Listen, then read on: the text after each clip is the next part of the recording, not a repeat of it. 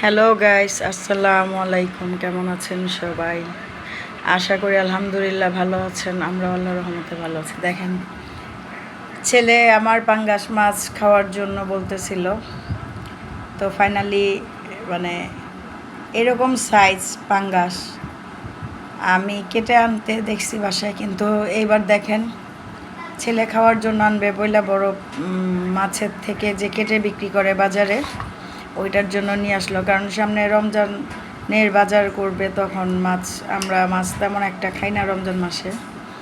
হ্যাঁ, সেই বা সন্ধ্যা রাতের জন্য যেটাই করি, সন্ধ্যা রাতে মাঝে মধ্যে মাছ খেলেও ভোর রাতে আমরা খাই না, সেইটা আর কি মাছ দিয়ে করি না। তো এর জন্য অল্প করে আনা। পিসগুলা দেখে তো মনে করেন যে একদিকে ভালোও লাগতেছিল, আর একদিকে হলো বিরক্তও লাগতেছিল। তো এই যে আমি সবসময় পাঙ্গাসটা ভেজে তারপরে রান্না করি। এইটার জন্য প্রথমে আমি হলুদ মরিচের গুঁড়া দিয়ে একটু মেখে নিলাম, ভাজবো পাঙ্গাসটা। তারপরে দেখেন পাঙ্গাস থেকে কিন্তু অনেক তেল বের হয়, তো আমি এখানে এই অল্প একটু তেল দিলাম, কিন্তু পুরাটা ফ্রাই প্যান ভরে যাবে তেলে। মাছটা ভেজে আমি হালকা করে তারপরে আমার মেয়ের জন্য, আপনারা তো সবাই যতদিন যাবত যারা ভিডিও দেখেন তারা জানেন, আমি সব সময় থেকে বলে আসতেছি যে সাফামণি আলু ছাড়া ভাত খায় না। তো ওর জন্য আবার আলাদা করে আলু করতে যাব, তো চিন্তা করলাম পাঙ্গাস মাছটা ভেজে আলু দিয়ে, মানে তো পেঁয়াজের মতোই করব, কিন্তু আলু দিয়ে রান্না করি। একটু কয়টা আলু দিলে আমার মেয়ে খেতে পারবে। এইটার জন্য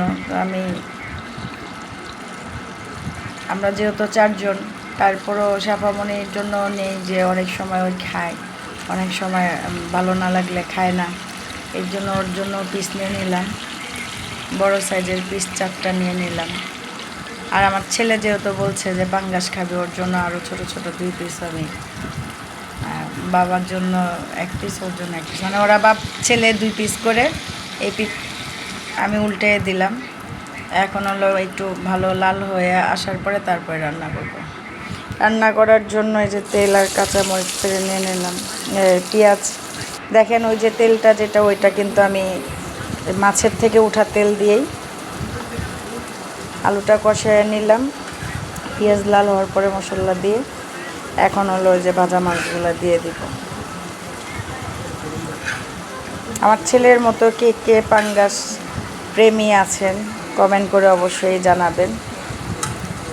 আর যারা নতুন ওনারা আমার চ্যানেলটা ঘুরে আসবেন এবং আমার এই ফেসবুক পেজটাকে ফলো করবেন। ইউটিউবকে অবশ্যই সাবস্ক্রাইব করে দিবেন। আমি ভালো মতো কষায় নিলাম, এগুলো আমার ফাইনাল লুক। ধনিয়া পাতাও দিয়ে দিছি, একেবারে হালকা ঝোল হয়ে গেল। তো সবাই ভালো থাকবেন, আল্লাহ হাফেজ, আসসালামু আলাইকুম।